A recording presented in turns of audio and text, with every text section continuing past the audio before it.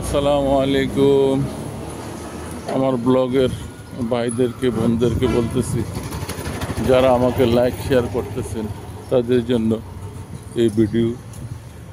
আমি আজকে 4 মাস নতুন বছরের আর ভিডিও করি নাই মনে হয়। নতুন ক্যামেরাটা ভালো ছিল না, আর অনেক সময় মনটাও ভালো থাকে না, ভিডিও আপলোড করতে পারি না। তবে আজকে আমার ছেলে খুব ভালো, আমার ছেলেটা আমার গিন্নি জোর করে এই মোবাইলটা দিছে আমি যেন একটু ভিডিও করে। আমি আসলে আনন্দ পাই, ছবি উঠে আনন্দ পাই, ভিডিও করে আনন্দ পাই। আমি আসছি এখানে মিরপুর ডেস্কোর রাস্তা দিয়ে হাঁটতেছি। এখানে সকালে যারা হাঁটতেছেন তারাই আছে, তাছাড়া ডিউটিতে বের হবে মানুষ 8টার দিকে, 8:30টার দিকে যাবে। এখন ওয়ানলি শরীরচর্চা করার জন্যে বয়স্ক লোকেরা আসছে। রাস্তা ফাঁকা, বাতাস সুন্দর, এখন রৌদ্র ওঠে নাই, তবে গরমও না, সুন্দর একটা ঠান্ডা হাওয়া। আসলে একটু টাকা হইলে আমাদের দেশের মতো শান্তি কোথাও নাই। নাতিশীতোষ্ণ মণ্ডল পৃথিবীর কোথাও দেখা গেছে যে এত গরম আপনি সহ্য করতে পারতেছেন না, আবার কোথাও দেখা গেছে যে এত ঠান্ডা কাপড় গায়ে দিয়ে আপনি। এই দেশটা আসলে রাজাবাসার দেশ, আমাদের দেশটা রাজাবাসার দেশ, নাতিশীতোষ্ণ মণ্ডল। এখানে নয় ঠান্ডা নয় গরম, এত মজা।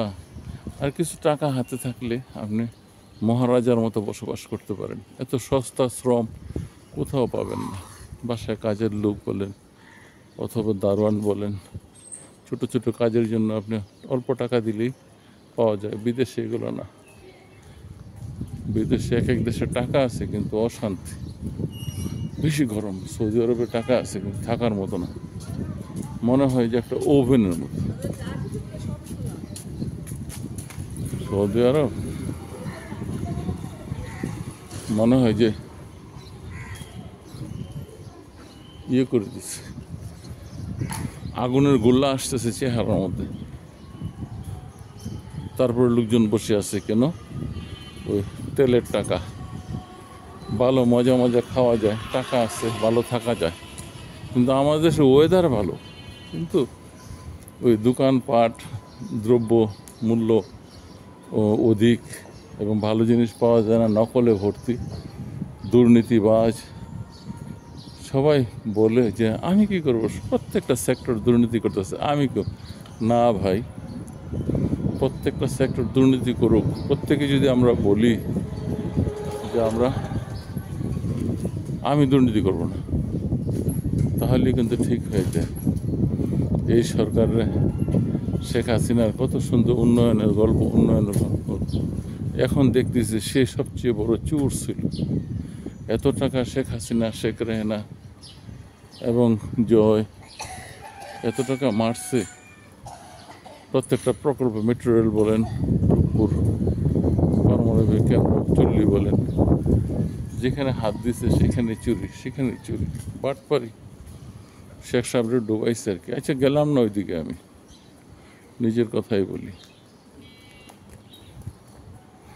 আমাদের দেশে এখন যে কি হবে, ডক্টর ইউনূস তো শুনতেছি ভালো ভালো, কতটুকু ফল হয় কে জানে।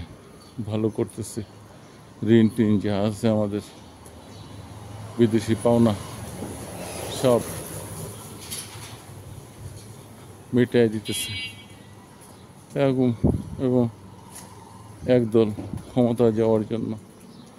ইন্ডিয়া আসলে আমাদেরকে একটাই দাবি করে যে গোলামের বাচ্চা, তোরে স্বাধীন করাই দিছে, তুই আমার হাতের নিচে থাকবি সবসময়, গোলামি চুক্তি করছিস না। এবং আমাদেরকে জীবনেও ইন্ডিয়া উন্নতি করতে দিবে না। এই দেশের ভালো হোক, সেটা প্রমাণ হয়ে গেছে। এই দেশের ভালো ইন্ডিয়া আমাদের করতে দিবে না, এইটা একেবারে চিরন্তন সত্য। সেটা এবং শেখ হাসিনা, শেখ মুজিব তার কিনা গোলাম, এবং এই দেশের মানুষ বিশেষ চতুর না হলে ইন্ডিয়াকে ছাড়া সে চলতেও পারবে না। এত বৃহত্তর দেশ। ইউনূস সরকারের কথা আলাদা, ইউনূস সরকারের কথা আলাদা।